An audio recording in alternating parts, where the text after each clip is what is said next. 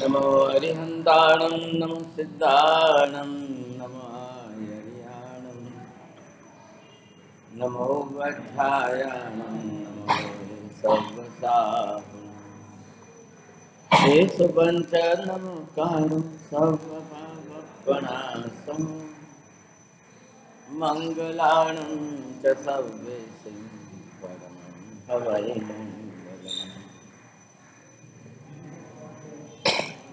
जय जगजीव जोनि प्रियाणो जगगुरु जगानंदो जगनाहो जगबंधु जय जगसियानो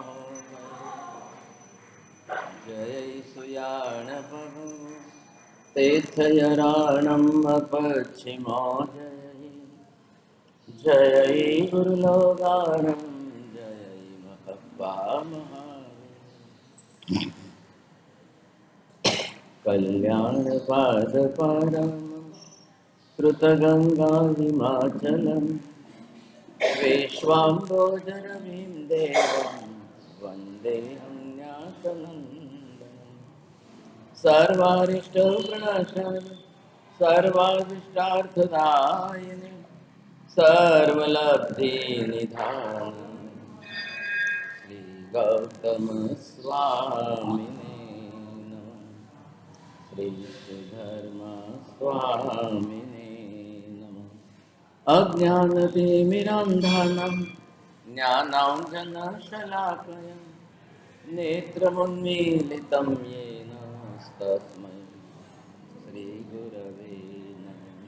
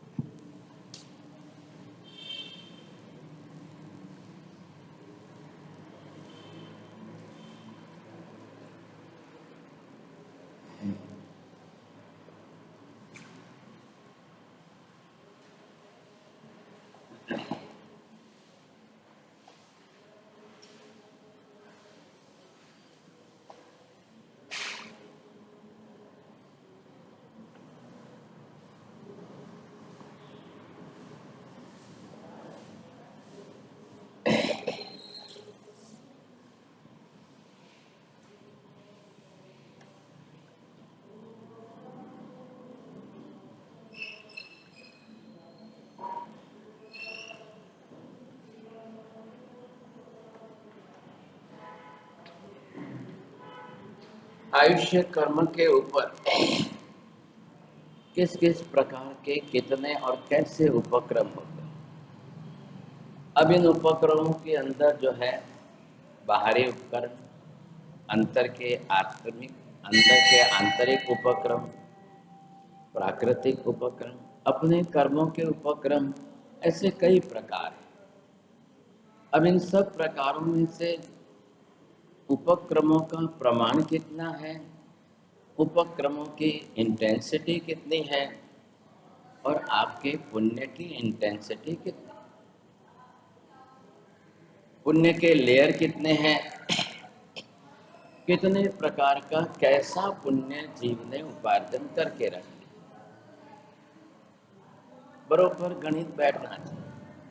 पुण्य आपका मात्र 50% और उपक्रम 500%, तब बड़े मुश्किल हो जाए। और है कैसा है सोपक्रम आयुष्य। अगर निरुपक्रम आयुष्य होता तो बात ही अलग थी।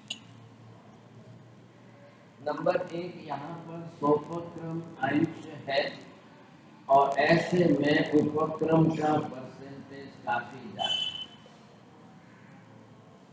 अगर आपका आयुष्य निरुपक्रम कक्षा का होता और उपक्रम कितने भी होते तो कोई असर नहीं होते। आयुष्य ही जब सोपक्रम की कक्षा का है तो कम उपक्रम में भी जो है आयुष्य तो सकता है, दोनों बात। और अगर आयुष्य आपका सोपक्रम की कक्षा का होते हुए अगर काफी ज्यादा उपक्रम आ गए तब आप क्या करोगे? तो बहुत जल्दी टूटने की संभावना बन जाएगी। अगर आपका आयुष्य निरुपक्रम कक्षा का है और कितने भी ज्यादा उपक्रम आ जाए कोई असर नहीं, कुछ भी फर्क।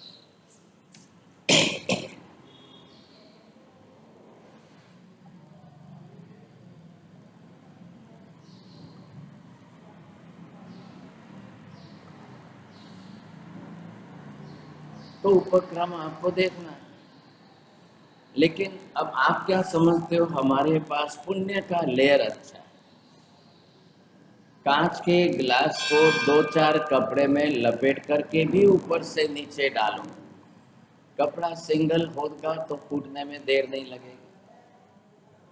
अंदर रुई लगा करके कपड़े के 4 लपेट कर दोगे, लेयर कर दोगे, तो शायद ऊपर से गिरने पर भी कांच का गिलास बच सकता है। सवाल किस बात का? कांच का गिलास तो जो है वो है ही, जैसा उसकी थिकनेस कम हो या ज्यादा हो, लेकिन ये देखना है यहाँ पर कि उसके जो आपने पुण्य के लेयर बनाए वो कितने सॉलिड। एक कांच जो लेबोरेटरी में यूज होता है ट्यूब के लिए, ग्लास के लिए, उनको जिस तरह से एक्सपेरिमेंट्स करने उसके लिए कई होते हैं, वो कांच कागज के जितना पतला हो। घरों में कोई लोग देखते हैं कि नहीं कांच ज़्यादा जाड़ा रखो, कारण घर में बच्चे हैं सब है, तो लोग पहले ही प्रिकॉशन लेते हैं, भाई घर के अंदर इतना पतला कांच नहीं चलता। अब सबका आयुष्य जिसने जिसने जितने प्रमाण में जैसा बांधा है सब आयुष्य। आप एक इंद्रिय से लेकर 2 इंद्रिय, 3 इंद्रिय, 4 इंद्रिय, 5 इंद्रिय, सबके आयुष्य की बात। खाली एक पेड़ सामने देखते रहिए, वट वृक्ष, पीपल का पेड़, पत्ते तो जो है वो है, संख्या तो है। अब इतने सब पत्तों में से किसका, कौन सा पत्ता, किसका आयुष्य अलग अलग है? पहले नंबर 1 क्या समझेंगे, एक पेड़ के अंदर सब जीव अलग अलग, जड़ का जीव अलग है, बीज का जीव अलग है, ट्रंक का जीव अलग है, डालियों का जीव अलग है, सब ब्रांचेस का जीव अलग है, जिसको टहनियाँ कहते हैं, कुंपल कहते हैं, उसके जीव अलग हैं।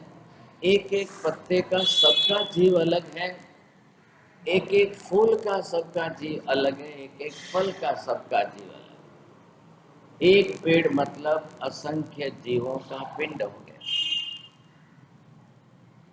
प्रत्येक वनस्पति काय के पेड़, साधारण वनस्पति काय के पेड़ कैक्टस है, एलोवेरा है, थोर बड़े बड़े हैं, जो भी है वो भी है तो साधारण वनस्पति का।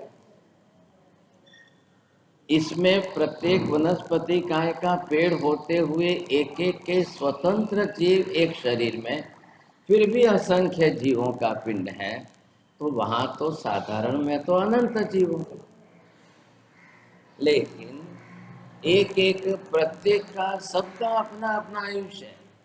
सभी जीव स्वतंत्र है, सबका अपना अपना आयुष्य स्वतंत्र है, सबको अपने अपने हिसाब से जीवन जीना। कई बार आपने देखा है ऐसे पेड़ दीवालों में निकल जाते हैं।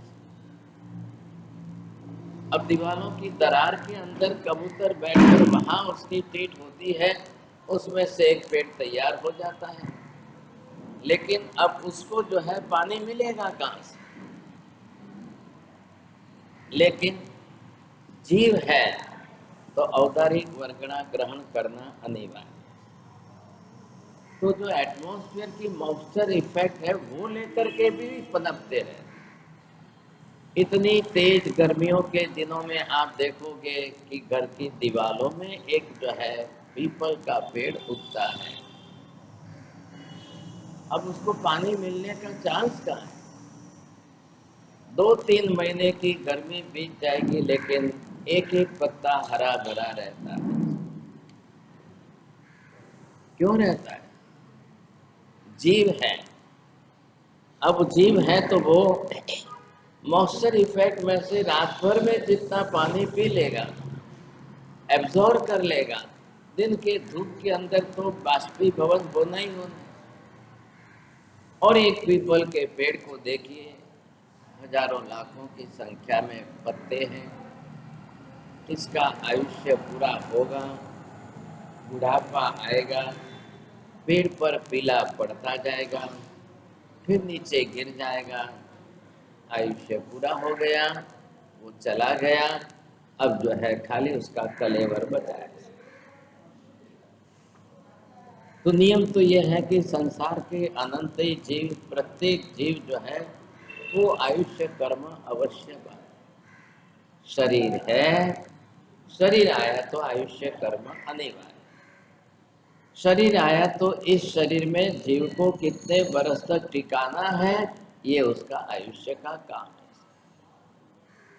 तो अब ये आयुष्य कर्म चलेगा वहां तक, वो उस शरीर में टिकेगा।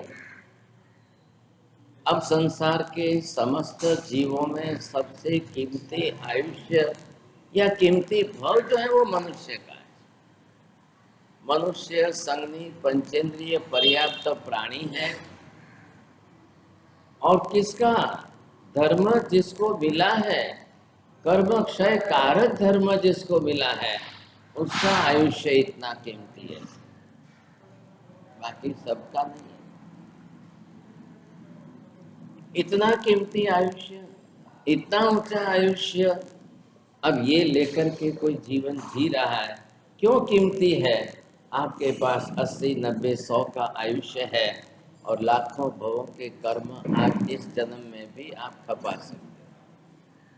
कई जन्मों के कर्म आज इस कर्म में आप खपा सकते हैं, ये विशेषता है।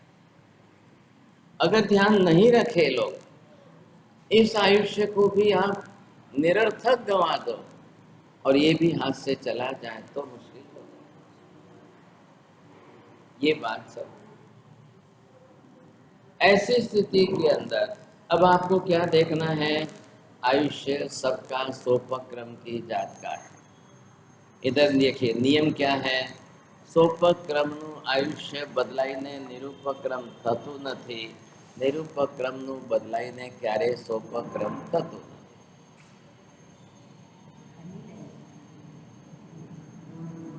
तो ये चेंजेस नहीं होता है, सबका निरूपक्रम होता नहीं है। 63 शलाका पुरुषों का ही विशिष्ट आयुष्य है, वही निरूपक्रम की कक्षा का होता है। सबके लिए संभव नहीं है। अब ऐसी स्थिति में जो आयुष्य जिनका जैसा है, सोपक्रम है तो सोपक्रम है, निरुपक्रम है तो वो निरुपक्रम ही है। सोपक्रम वाले को किसी प्रकार का कोई उपक्रम लगे ही नहीं और पुण्य प्रबल हो, वो निरुपक्रम के जैसा ही आभास होगा। पुण्य प्रबल होना चाहिए। अब ये लेयर जो है वो आपका स्पेशल पुण्य का है। अब ये पुण्य के लेयर आपके कितने हैं, कितने पुण्य से आपने आपके आयुष्य को सुरक्षित रखा है, ये सुरक्षा देखिए। तो क्या होगा, उपक्रम आएंगे, उपक्रम रहेंगे, लेकिन फिर भी आप अपनी तरह से शांति से जीवन बिता रहे, कोई धक्का नहीं। अब ये पुण्य कई लोगों का है कि आपके कर्मों में अशाता वेदनीय कर्म आपने इतना उपार्जन ही नहीं किया है। आपके कर्मों में मैक्सिमम आपने शाता वेदनीय कर्म उपार्जन किया है। ये शाता वेदनीय आपका पुण्य है। अशाता वेदनीय उदय में होना ये पाप कर्म है, तो वो आपके आयुष्य को तोड़ने जैसा निमित्त कर देगा। आज भी देखने जाओ तो परिवार में 10 सभ्य है तो 10 से 10 को कैंसर नहीं होता है। और कैंसर जो है कोई सेप्टिक नहीं है, एक को हो गया तो दूसरे को होगा, दूसरे को होगा तो तीसरे को, ऐसा नहीं है। स्किन डिजीज आपका सेप्टिक जरूर है। स्किन डिजीज घर में एक को होता है तो दूसरे को होने के चांस बहुत ज़्यादा है। अगर आपने साथ में कपड़े धोए, साथ में जो है, तो एक दूसरे का इन्फेक्शन जल्दी हो जाएगा। कैंसर का वैसा नहीं, हार्ट अटैक का वैसा नहीं, किडनी का वैसा नहीं है। कई रोग हैं, इन रोगों का ऐसा कोई नहीं। लेकिन आइज कंजक्टिवाइटिस जब हो जाती है तो वो इन्फेक्शन है, एक दूसरे के अंदर वो वायरस जो है बहुत जल्दी ट्रांसमिट हो जाता है। यहाँ आपको क्या देखना है, सोपक्रम होते हुए भी उस आयुष्य को किसी प्रकार का जीवन में कोई धक्का लगा ही नहीं, तो वो टूटा भी नहीं, आपका चलता रहा, नॉर्मल रूटीन में चलता रहा। बात ये, लेकिन इसका मतलब उसको आप निरुपक्रम का मत समझ लेना। निरुपक्रम सिर्फ 63 सलाह का पुरुषों को ही होता है, सबका वैसा नहीं होता। अभी इस समय जो है, जो आयुष्य हमारा चल रहा है, अब उपक्रम का एक्सपेशली डिवीजन करिए आप। उपक्रम में हमने ये दोनों ले लिए हैं, ये दोनों साथ में जोड़ करके आइदर एक्सीडेंट और अटैक, बोथ टाइप ऑफ उपक्रम। अभी एक ग्रुप ऐसा बनाइए कि ये जो उपक्रम है only for the natural calamity जो है, उसमें कभी आग लग जाए, कभी फ्लड आ जाए, कभी दुष्काल बन जाए, कभी जो है अतिवृष्टि की हैवी रेन हो जाए, कभी सुनामी आ जाए, कभी भूकंप आ जाए। अब ये सब किसके घर के हैं, नेचुरल कैलामिटी, प्राकृतिक प्रकोप। दबदाह, आपके चारों तरफ आग लग जाए, जंगल में ही आग लग, अब चारों तरफ आग लग करके अपने पास आ, आज भी आप जाकर के देखिए चिली के और पेरू के वहाँ के प्रदेशों में 12-12 महीने तक, 2-2 साल तक आग चलती है। आग तो ऐसी है कि 10 मिनट में सब साफ कर दे, तो जो आग बरसों तक चलती है उसका क्या।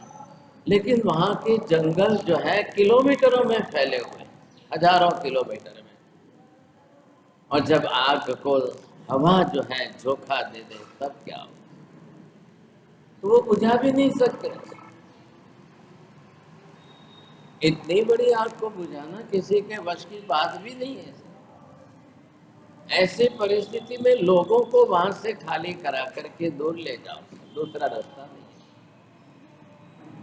कल्पसूत्र में आपने बात सुनी पहले ही व्याख्यान के अंदर कि जिस समय चारों तरफ आग लग गई तो हाथी ने ऐसी जगह ढूंढ ले कि जहाँ कर कोई पेड़ पौधे पत्ता ही ना हो। जो दो चार थोड़े बहुत थे तो उसको हाथी ने फटाफट सूंड से निकाल करके बाहर कर दिया। हाथी ने करीब करीब 2-4 किलोमीटर का स्क्वायर एरिया जो था वो अंदर से साफ कर दिया। आग भी एक इंद्रिय का, देव का एक जीव है, उसको भी आहार चाहिए। कपड़ा मिलेगा तो कपड़ा खाएगा, घी मिलेगा तो घी खाएगा, पेट्रोल डीजल मिलेगा तो भी चलेगा।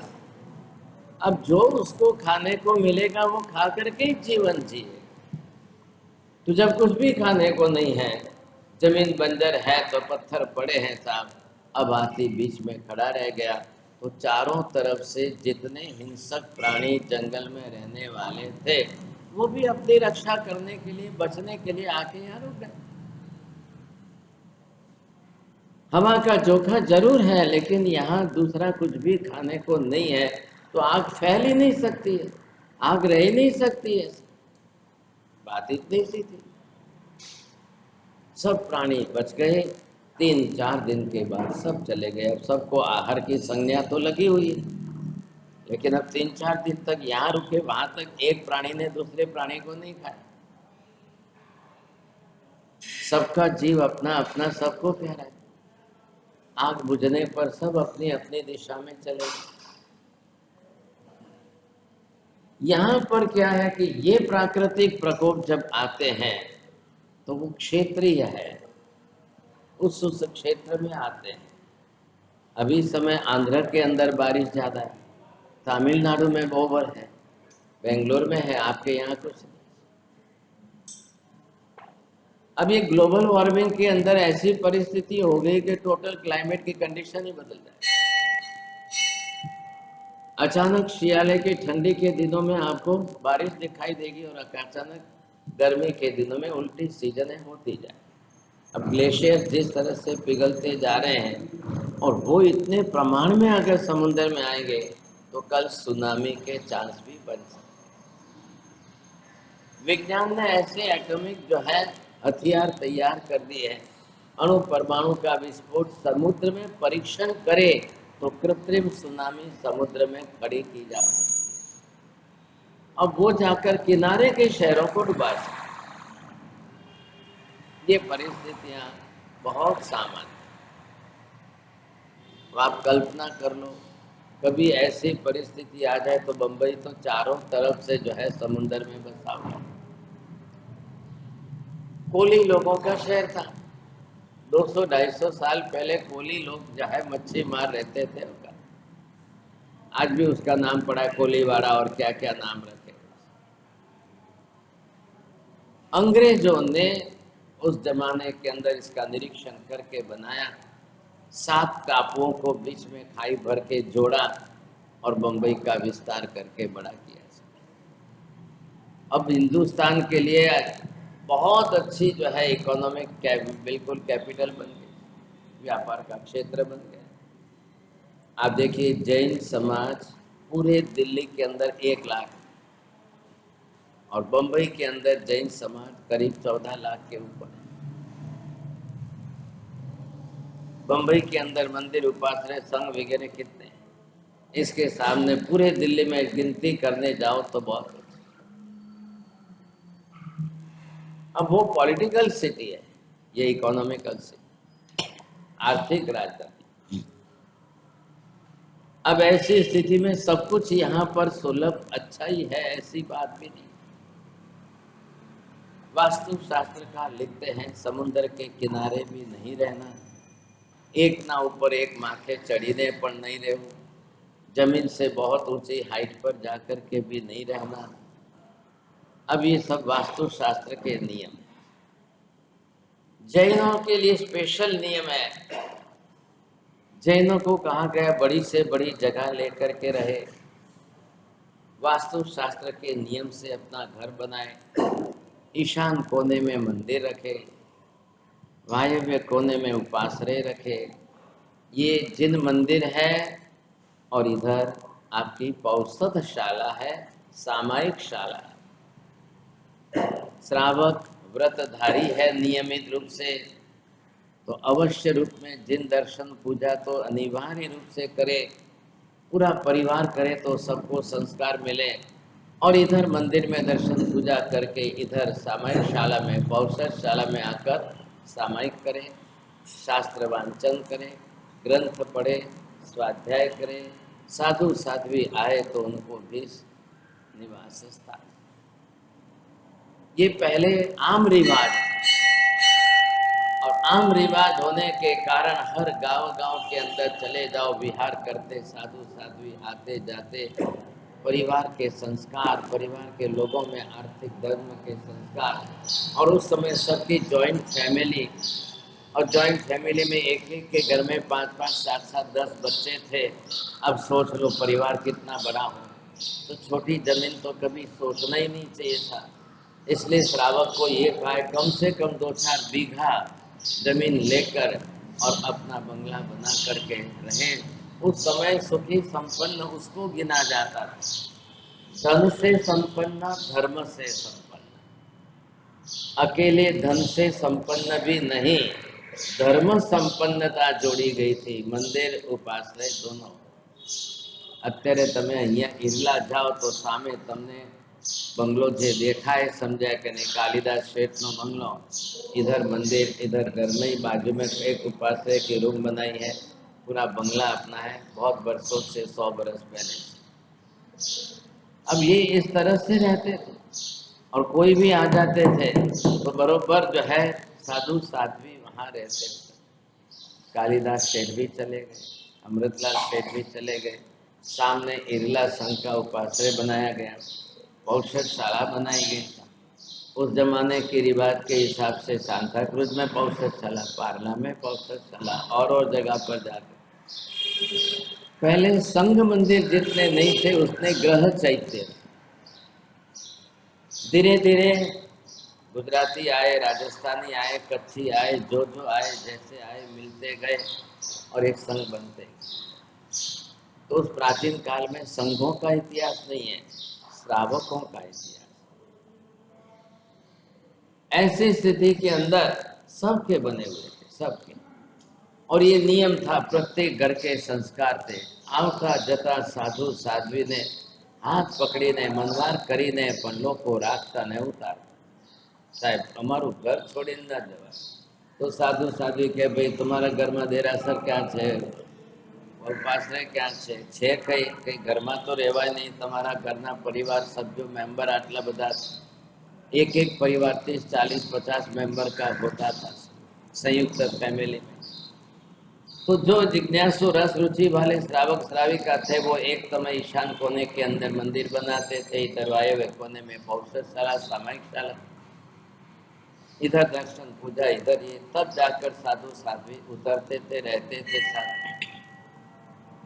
और सबसे अच्छा फायदा होता था घर के छोटे से छोटे बच्चे को संस्कार पढ़ते, हर एक के छोटे से छोटों को जब संस्कार पढ़ते थे तो कितना अच्छा परिवार, धर्मिष्ठ परिवार बनता था। अब जब धार्मिक परिवार की सुवास फैलते थे उस समय लोग पैसा ज्यादा नहीं देखते थे, धर्म और संस्कार ज्यादा थे। वहां अपनी कन्या देते थे और शादियां होती थी, परिवार बनते थे। આજે ધર્મ જોવું જ નથી, પૈસો એક જ જોવું છે, એનું આ પરિણામ સમજાય। अब ऐसी स्थिति में धनवान का आयुष्य लंबा हो और धर्मवान का आयुष्य लंबा हो। जो धर्मिष्ठ है उनके आयुष्य अगर लंबे हो, 3-3, 4-4 पीढ़ियां अपने सामने देख, ऐसे करके जो है पुण्यशाली रोज का पुण्य उपार्जन करना अनिवार्य।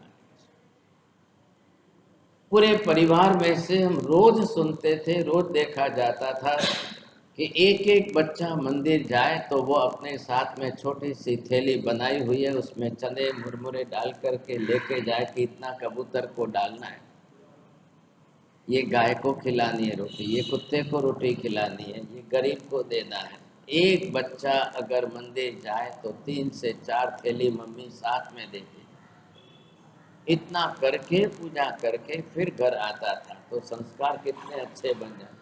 वो पुण्य इतना प्रबल बनता था कि उसके चारों तरफ पुण्य फैल जाता। अब उपक्रम लगे तो भी चिंता नहीं। अब सवाल किस बात का है कि उपक्रम आपको किस समय लगता है, किस में लगते हैं।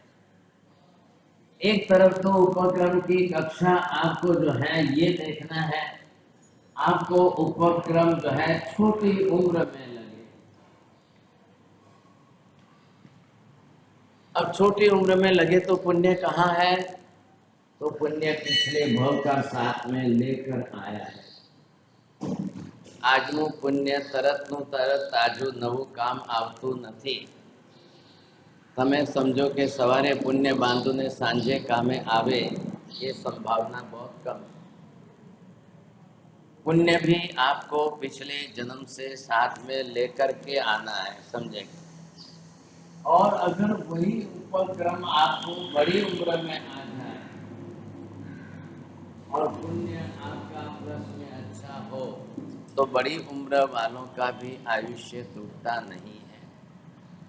नंबर 3 यहाँ पर आप देखिए कि उम्र आपकी बड़ी है लेकिन पुण्य आपका कम है। अब आप क्या करेंगे, बहुत तकलीफ हो जाएगी। अगर आपकी उम्र छोटी भी है लेकिन साथ में पुण्य पिछले भव का प्लस में ज्यादा लेकर के आया है तो फायदा है। अगर आपकी उम्र छोटी भी है लेकिन पुण्य पिछले भव से ज्यादा लेकर नहीं आया है, अब आप क्या करेंगे, पूरी परिस्थिति बदल गई। ऐसे में अगर आपने यहाँ पुण्य देखा है, अब आप इधर क्या देखो, उम्र छोटी है लेकिन जो है रोग बीमारी वो आपके साथ में अब प्लस में ज्यादा है, क्या करेंगे। 2 बरस के बच्चों को थैलेसीमिया, ब्लड कैंसर, आप टाटा हॉस्पिटल में जाके देखो लाइन लगती है। 12 महीने के बच्चे, 2 साल बच्चे, 3 साल के बच्चे, इतना उनका जो है परिस्थिति कैसी बन रही है। इधर आपकी उम्र बड़ी है और रोग बीमारी आपके प्लस में है, इधर रोग बीमारी आपको कुछ भी नहीं है। अब आप क्या करेंगे, उम्र छोटी है और रोग बीमारी आपको बिल्कुल नहीं है। प्लस पॉइंट कौन सा है वो आपको समझना है साहब। अगर उम्र आपकी छोटी है और आपको रोग बीमारियां अगर ज्यादा हो जाए तब आपके लिए तकलीफ हो जाए। रोग बीमारी वैसे हो लेकिन जिन्हें आपने कहिए कि भाई जीवलेण रोग ना होए तो चिंता।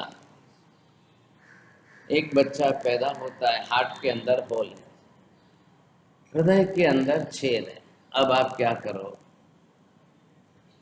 अब उसका जीना भी मुश्किल है क्योंकि हार्ट में से लीक हो जा रहा है ब्लड और शरीर के अंदर फैल जा रहा है, तो लीकेज जो है वो भारी पड़ रहा है।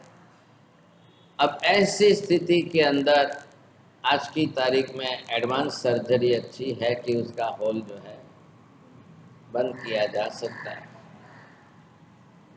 कई बार बिना ऑपरेशन के धीरे धीरे धीरे ग्रोथ होने से वहां पर होल जो है बंद हो।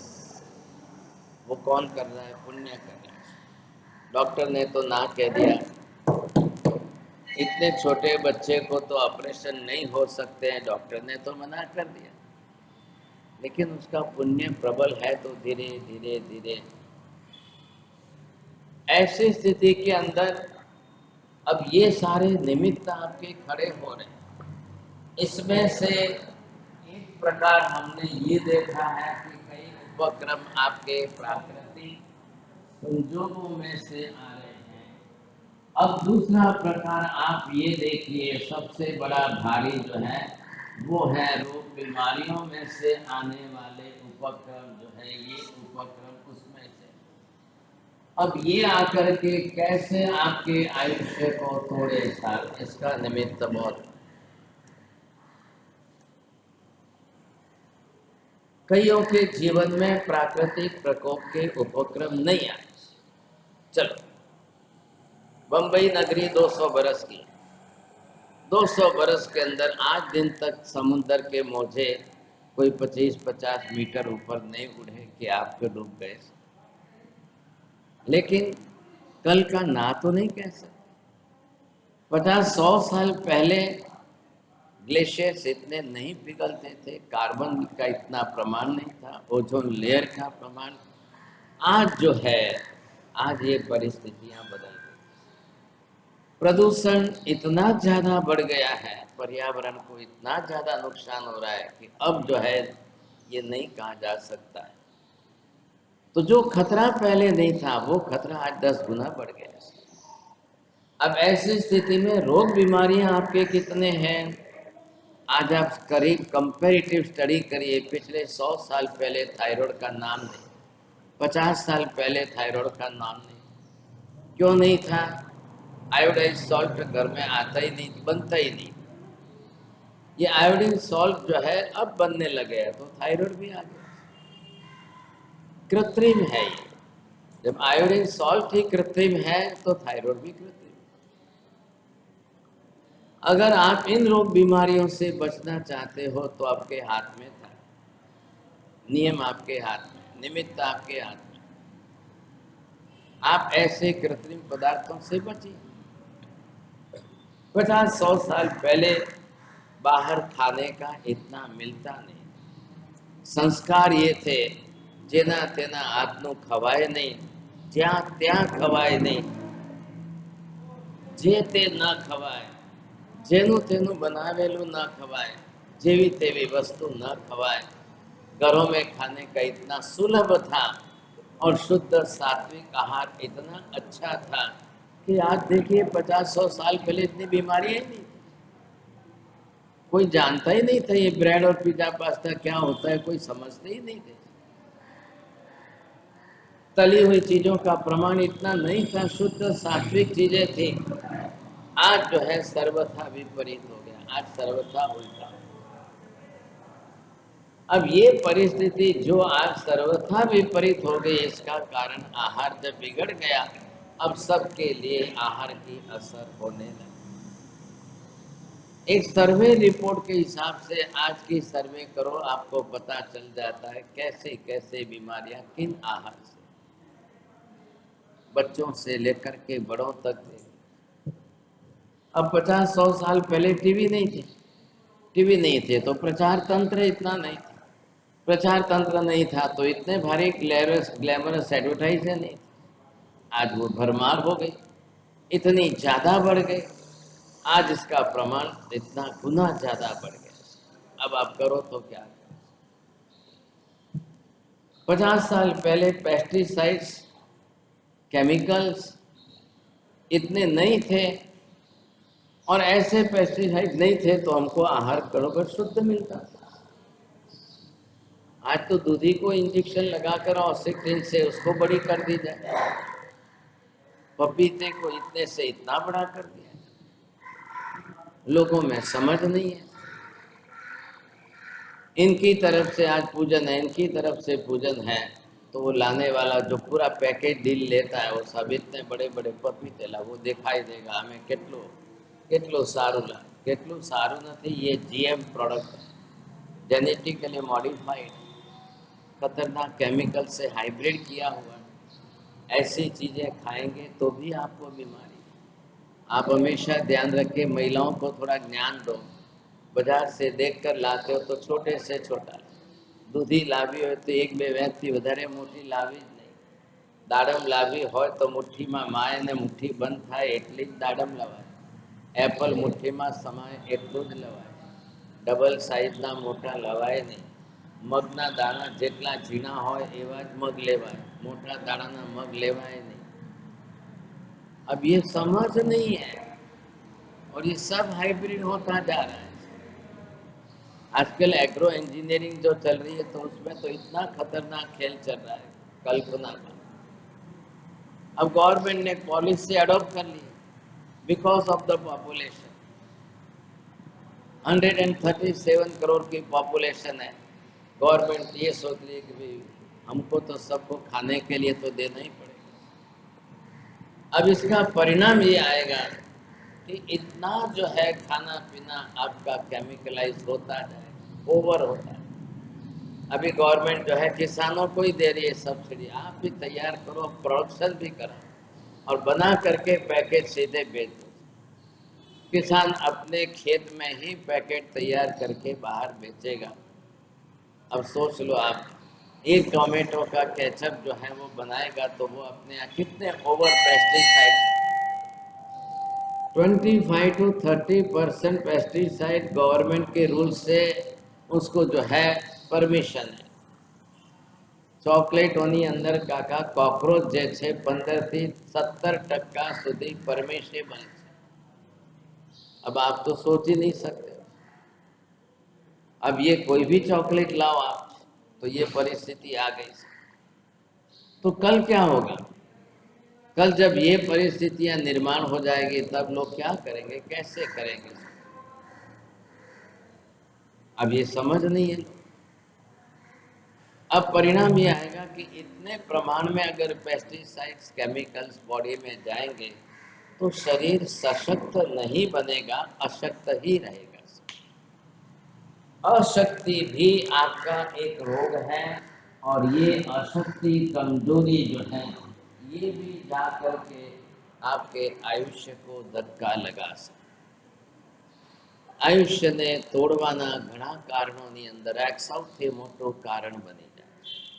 शरीर इतना अशक्त है कि चल नहीं सकते हैं। आप दिन प्रतिदिन देखें અને નવાઈ તો એ વાતની છે કે ખાવાનું પ્રમાણ વધે છે। ખાવાનું પ્રમાણ 4 ગણું હોવા છતાંય અશક્તિનું પ્રમાણ 10 ગણું છે। क्यों? कि जो खा रहे हैं उसी में कोई एनर्जेटिक वस्तु नहीं, जो खा रहे उसमें आपको शक्तिशाली वस्तु नहीं दिखाई दे रही।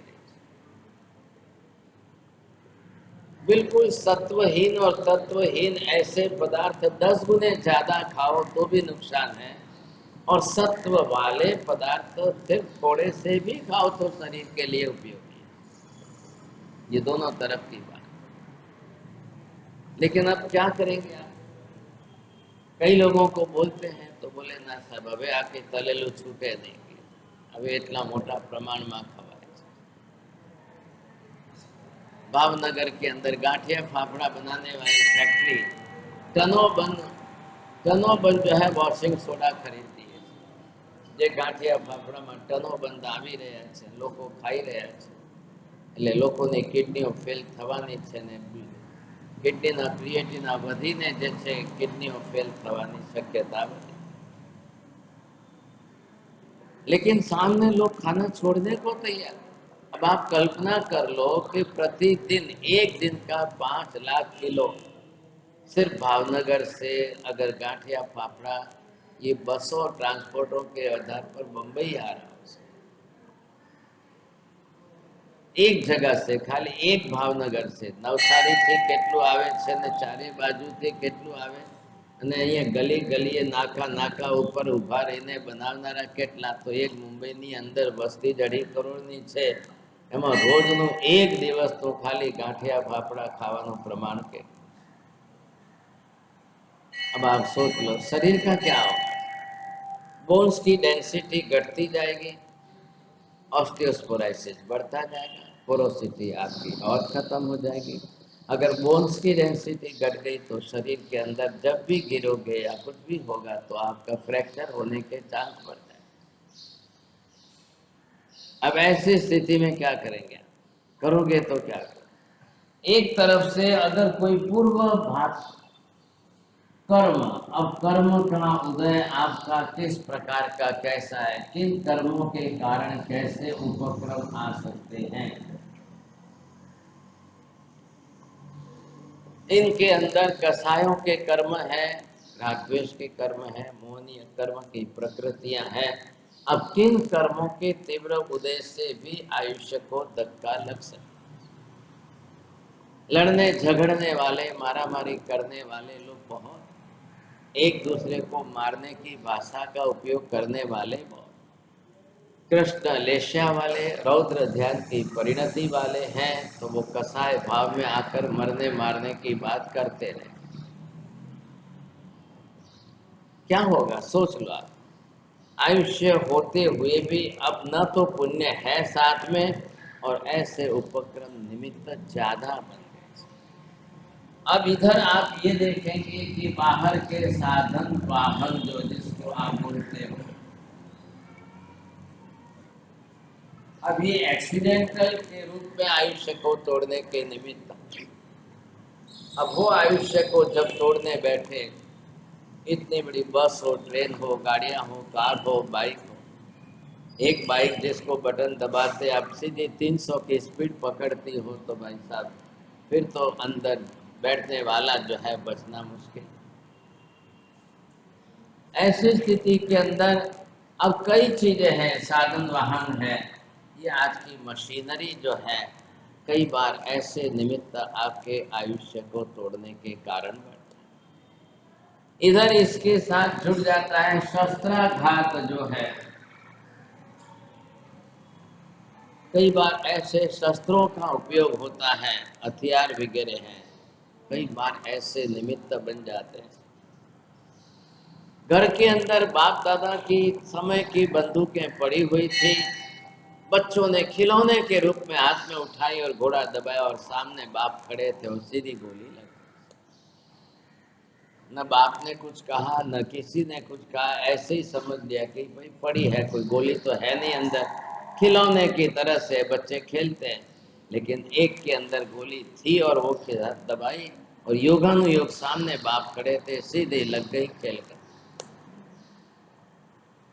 हमारे यहाँ तो जैन समाज है इसलिए हथियार रखते ही नहीं है, हथियार रखना वर्ज्य है, लेकिन आज की तारीख में अफगानिस्तान में चले जाओ तो रास्ते पर हथियार जो है शाक भाजी की तरह बिक रहे हैं। અહીંયા તમને ફેરિયાવાળા રસ્તામાં જે છે શાકભાજી વેચતા દેખાય, ત્યાં તમને હથિયાર વેચતા खुले आम। हिंसक प्रजा है तो आज मुसलमानों के घर घर में हथियार है, सिंधी सिख लोगों के घर में हथियार है, मराठा लोग जो क्षत्रिय हैं वो लोग हथियार रखते हैं, बचा कौन, खाली एक जैन समाज बचा। ऐसी स्थिति के अंदर उन लोगों के घरों में जाओ तो हथियार देखो, जैनों के घर में जाओ तो दागिने, कपड़े और पैसा देखो। अब पैसा क्या काम आता है, एक आदमी खाली खिलौने की पुस्तक आपके सामने पिस्तौल खड़ी कर दे तो भी आप लोग डर के बात, क्या पैसा का, खिलौने के पिस्तौल ले ले। अब कई बार ऐसे निमित्त आते हैं कि जहां मानसिक संताप जो है वो स्वयं आत्महत्या करना चाहता है, एंजाइटी ओवर है, स्लीपलेसनेस है, घर के अंदर चिंता का वातावरण है, एक साथ में 1-2 करोड़ का नुकसान भी हो गया और ये सहन कम होता है, घर के दुख सहन न कर पाने के कारण, या जिसको लव अफेयर्स बोलते हो, शादी नहीं हुई और टूट गई, ऐसे में उसकी बुद्धि उल्टी चलती है, वो स्वयं आत्महत्या करना रोज हो रहा है, रोज पूरी दुनिया के अंदर एक दिन खाली नहीं जाता है कि जिस दिन कोई आत्महत्या न करे। आत्महत्या करने के निमित्त अगर इतने ज्यादा बढ़ते जाए, जहां वॉचमैन खड़े रखे हैं, बंदूकधारी पुलिस सीआरपी खड़ी रखी है, यहाँ कोई आत्महत्या नहीं होनी चाहिए, फिर भी लोग आके उसको लाख रिश्वत देते हैं, तू लेने भाई 10,000 मरवा दे, तारा बाप में सो जाए। अब क्या बोलना, तो ये भी आपके लिए कारण बन जाता है। शक्ति, संपत्ति, धन, ऐश्वर्य सब कुछ साथ में अच्छा होने के बावजूद ये हो रहा है। आपने कभी नहीं देखा होगा कि झोपड़पट्टी के गरीब लोग आत्महत्या करते हैं, ऐसा नहीं है। सुखी संपन्न श्रीमंत समाज के लोग इतनी ज्यादा आत्महत्या करते हैं जिसकी कोई सीमा नहीं, क्या करें। अब ये इतने सारे कारण हैं, इतने सारे कारणों के बीच में जब आप कई बार एक ऐसे इमोशनल लेवल पर आ जाते हो, तब उसके अंदर आपकी भावुकता भी इतनी बढ़ जाती है। कोई भी निमित्त अप्रैल फुल बनाने के निमित्त को लेकर हो गए, आप इतने ओवर इमोशनल लेवल के हो कि आप अपनी भावुकता में एक महिला बेचारी वृद्धावस्था में एक बेटे के सहारे जीवन जी रही है। आप सोच लो सर, अब बेटे को कुछ हो जाए तो भी माँ जो है वो चिंताग्रस्त बन जाती है। अब ऐसे सब निमित्त हैं, सबके कारण, कितने कारण जो है वो यहाँ आकर के आपके आयुष्य को धक्का लगा दे, कल आपका आयुष्य टूट जाए। पुण्य आपका न हो तो जल्दी टूटे, पुण्य हो लेकिन परसेंटेज में कम हो तो और ज़्यादा टाइम, लेकिन टूटने के चांस काफ़ी ज़्यादा बढ़ जाए। अब आप करो तो क्या करो, सोच लो।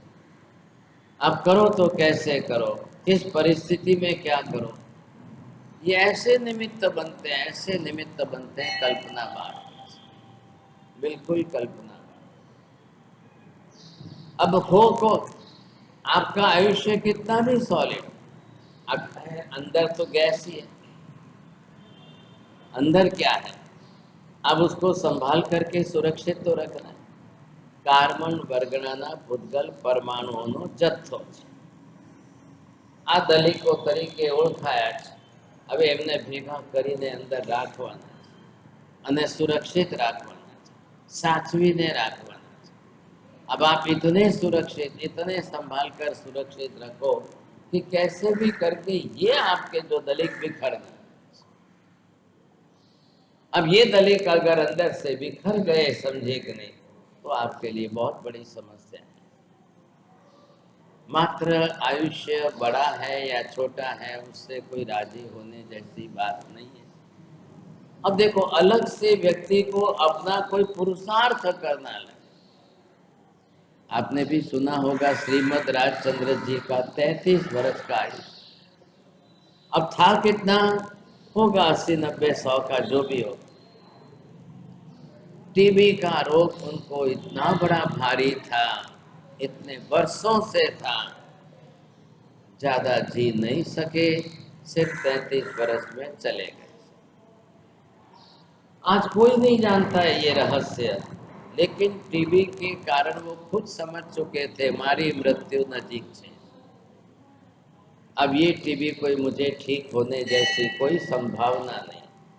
एक एक हाड़का ने पांसला बद्धा एमना देखा था, लेकिन सबसे अच्छा एक ही था कि वो अध्यात्म की दिशा में मुड़ चुके थे। संसारी मोह माया ना राग रंग थी ऊपर उठी गया था और इतने बिल्कुल आध्यात्मिक कक्षा में आ चुके थे। अपने क्लेश कसाय को सर्वथा उन्होंने टाल करके आत्मा परमात्मा की बात में लग चुके थे। 33 वर्ष पर एमना देख लखे कामे लागे, प्रसिद्ध हो गए और चारों तरफ जो है उनके पत्र, उनके लेख, उनका साहित्य सबके लिए उपयोगी। छोटी आयुष्य के अंदर शरीर छोड़ के चले। अब आप जानते ही होंगे सर, स्वामी विवेकानंद का आयुष्य कितना था? 52। स्वामी विवेकानंद का आयुष्य भी बहुत कम, लेकिन खैर इतने 30-40 की उम्र में नहीं गए। लेकिन पहले से जो लक्ष्य था, जिस लक्ष्य को लेकर के जिए थे, जो उद्देश्य समाज के अंदर प्रसिद्ध कर दिया, संन्यास लेकर के जगत के जीवों को उपदेश देकर, तो शायद कम आयुष्य के अंदर बहुत बड़ा काम किया। देखिए, आयुष्य कोई बढ़ा तो नहीं सकता है। हम ये कहें कि महावीर स्वामी का आयुष्य कम था, क्यों कम था? अब क्यों का कोई उत्तर ही नहीं है। क्यों कम था? 26वें भव में जितना बांध करके वहां से साथ में लेकर आए हुए। अब आप बोलो कि पार्श्वनाथ भगवान का 100 का था तो इन्होंने कम क्यों किया? कम से कम 100 तो रखना था। वो अब हमारे हाथ में नहीं है।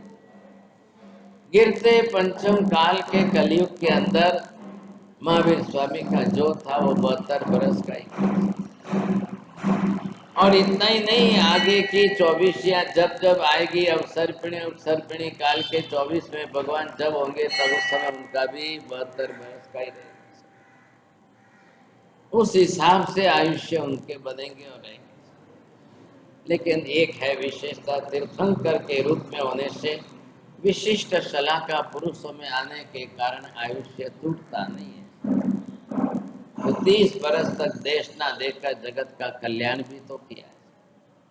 ऐसे आपको सैकड़ों दृष्टांत मिल जाएंगे कि कम और अल्प आयुष्य के अंदर भी वो अपनी तरह से काफी कुछ बड़ा कर सकते। वो अलग विषय हो गया। आप पुरुषार्थ करके, प्रबल पुरुषार्थ करके, इतने पुण्य कार्य शुभ करके जगत के हित में कार्य कर दो, वो एक अलग बात है। लेकिन ये जो दलित है इतने प्रमाण में, अब इसमें बढ़ने की बात कहाँ है? अब इसमें कोई प्रमाण बढ़े तो आयुष्य बढ़े, ये तो प्रमाण बढ़ने वाले नहीं है। जो है सो है, ये समझे, ये तो पूरे होने ही वाले। ऐसी स्थिति के अंदर आयुष्य आपका जो हो, अब उपक्रमों का प्रमाण देख लो। सामने आत्महत्या करके आयुष्य तोड़ने वाले को आप क्या कहो?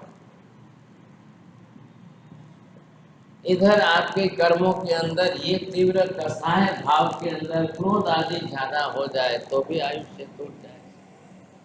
कई प्रकार के निमित्त, अब इतने सब प्रकार के निमित्तों के सामने ऐसे आयुष्य में इस शरीर को टिकाकर जीवन जीना, ये प्रक्रिया जो चल रही है, अब इसको आप समझने की कोशिश।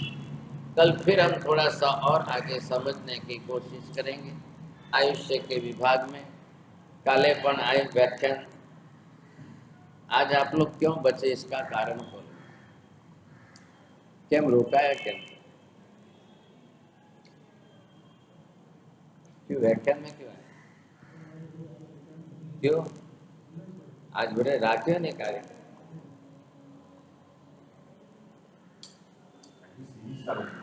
तुम्हारे सुन लेगा। मैंने कहा कोई नहीं होगा, मैं अकेले जाके माला गिन के आऊंगा, ऐसा सोच के आया। आटलू मोटो कार्यक्रम राख्यो ने तुम बैठी।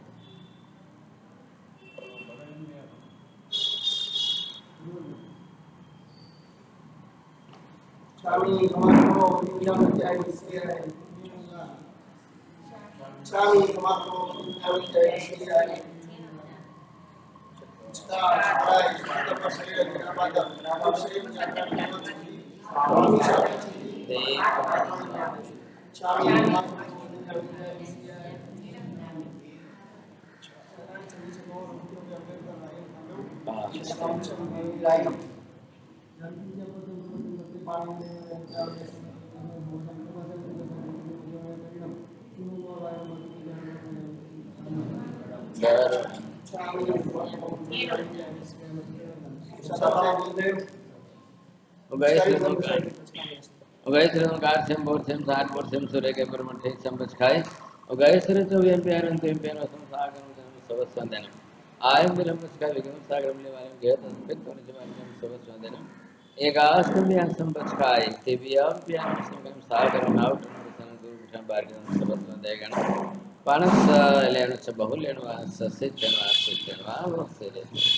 सर्वमंगलमांगल्यं सर्वकल्याणकारणं प्रधानं सर्वधर्म